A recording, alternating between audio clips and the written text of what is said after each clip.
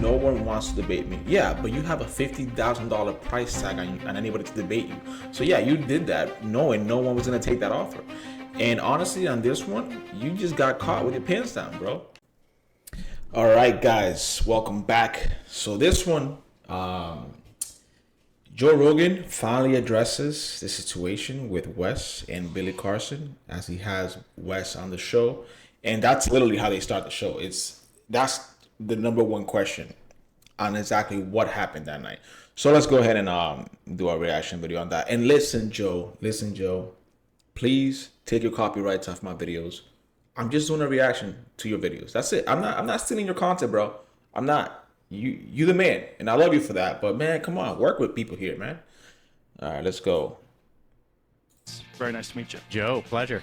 So I, like many people, was introduced to you because of the debate that you had with Billy Carson. Quote unquote. You know, it's one of those things where it's very unfortunate when people get caught with their pants down. And I'm not an expert in many things. You know what would be nice though, and this will be iconic. It's if Joe Rogan decides to invite Billy Carson back on the show for a follow-up interview. I think that'll be bananas. I think that'll break records. I really do.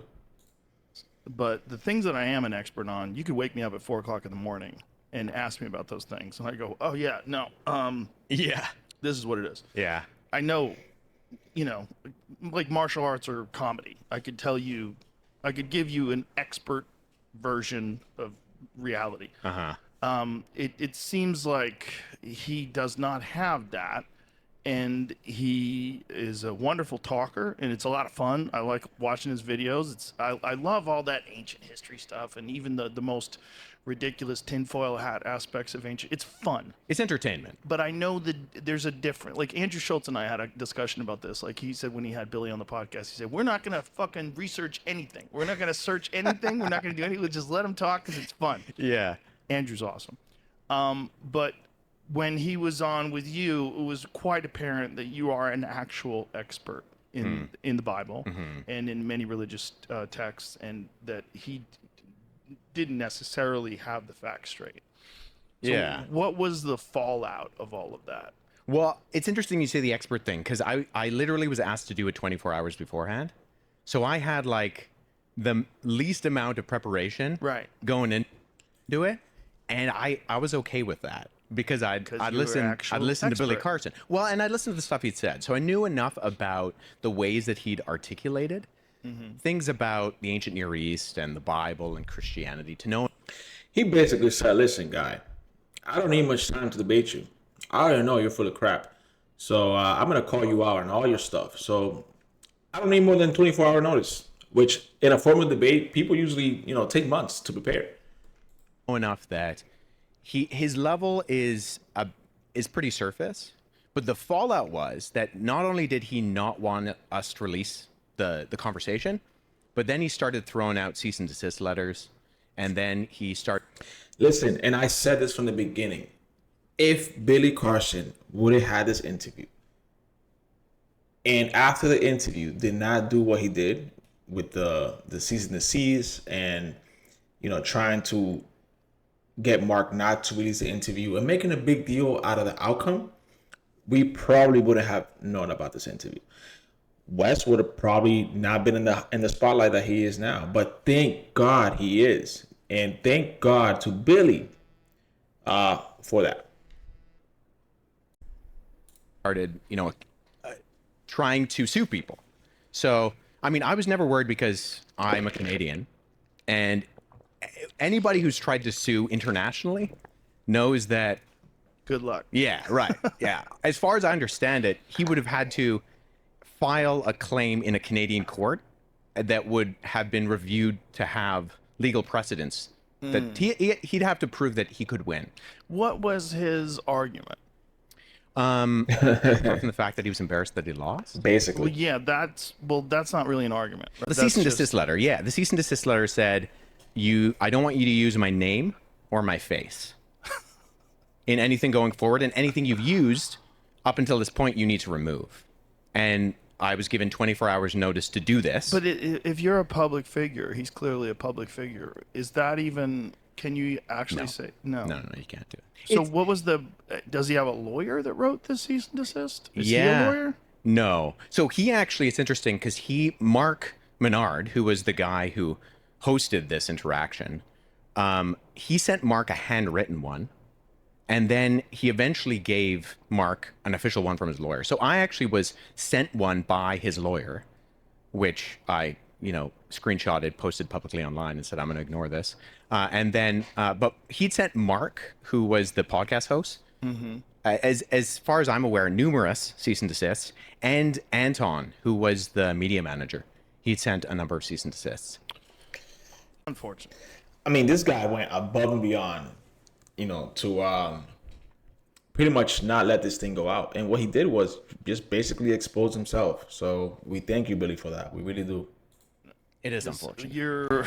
When you get caught with your pants down, you're supposed to say, "I got caught with my pants down." Yeah. That's what you're supposed to do. Yeah. It's the only, especially if you're public. Like, it's very clear that you're incorrect. Well, the irony of this situation is if he just kind of left it, it probably wouldn't have made anywhere close to the splash that it's made. And we told him that. We said, like, hey, Barbra Streisand effect is going to happen. Yeah. Like, you're a big enough personality that if I make a video and say, like, hey, I had this conversation, didn't go well for Billy, and Billy doesn't want it released, that's going to start to gain traction sooner or later.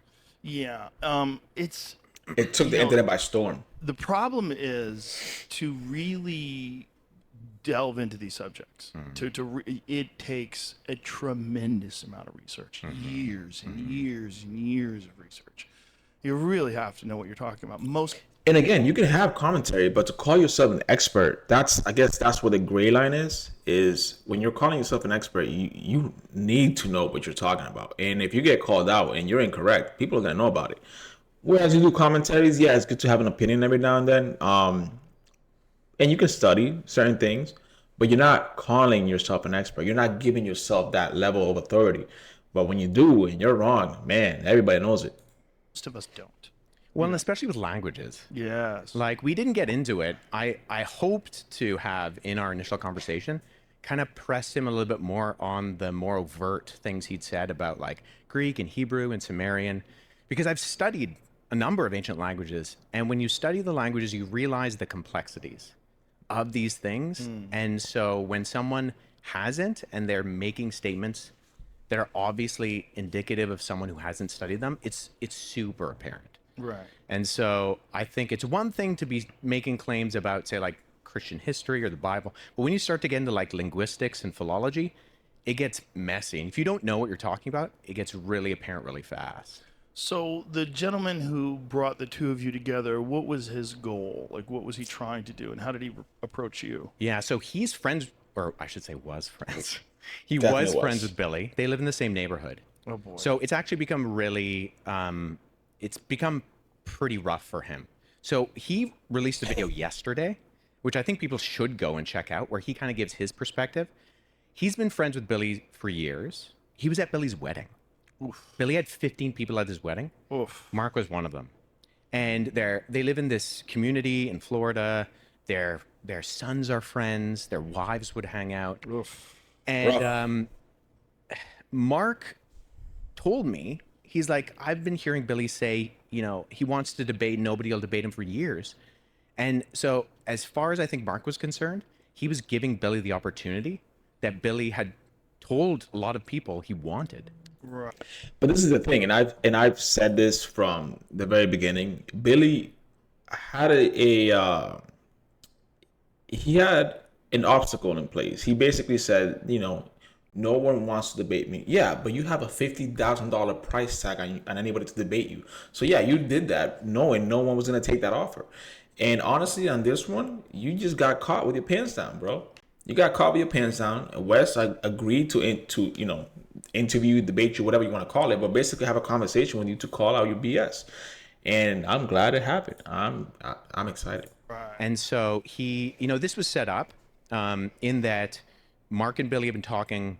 They've been on each other's podcasts in the past, and they've been friends, but more like business colleagues. Like, Mark has come out and said, I hadn't really gone into the stuff he'd said about Christianity or ancient religions or whatever that much Mark is he's a Christian.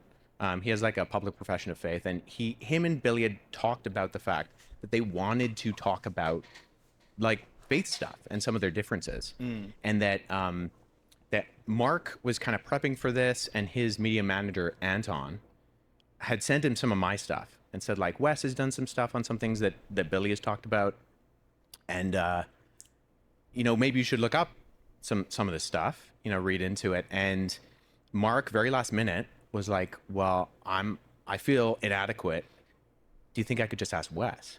And so he DM'd me on Instagram and just kind of laid this out like, hey, I'm going to have Billy in my studio in 24 hours. I can tell him you're coming, can tell him who you are. I can like give him your background, but would you be willing to come?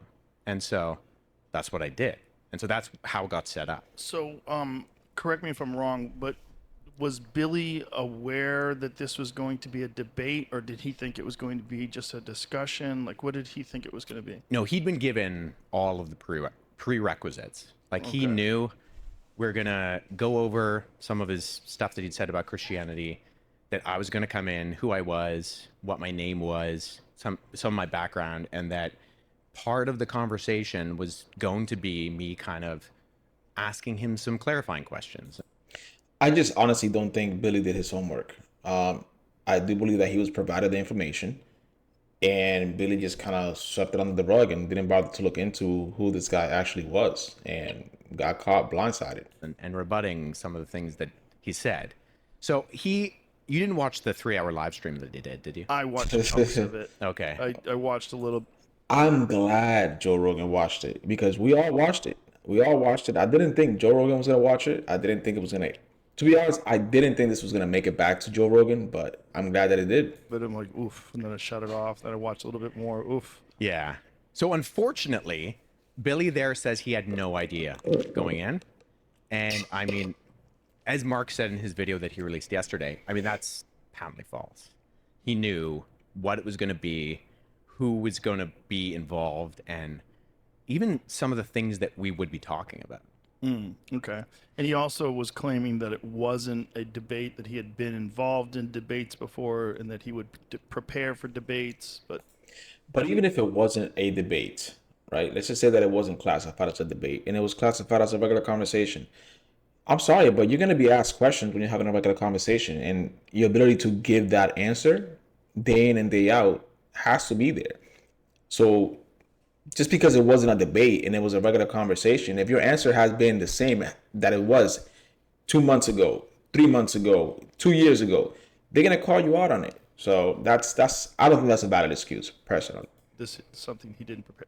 But again, it's like, if you ask me about things that I know about, there you go. You can wake me up out of a full sleep and give me a couple seconds. I'll go, oh, okay, this is what it is. Yeah. If you know, you know. And it wasn't a debate in one sense. Like, it wasn't. Like, we didn't do, opening statements and cross-examination and rebuttal. Right. It really was a conversation. Right. And it only kind of turned into a debate in the sense that Billy, I think, got caught out. And so the things that were talked about kind of showed that, that he needed to go on the offense. Yes. Yeah. Well. All right. Well, I think that's kind of sums up the whole Billy situation. He knew exactly what he was getting into. And like I said before, even if it wasn't a debate, a formal debate, just a regular conversation, when you're asked a question, you better know the answer to it, especially if you've been preaching this thing for years and you have a massive following when it comes to this type of thing. But with that being said, let me know what you guys think in the comments. Again, I like it down there. So make sure to like, subscribe, and we'll catch you guys in the next one.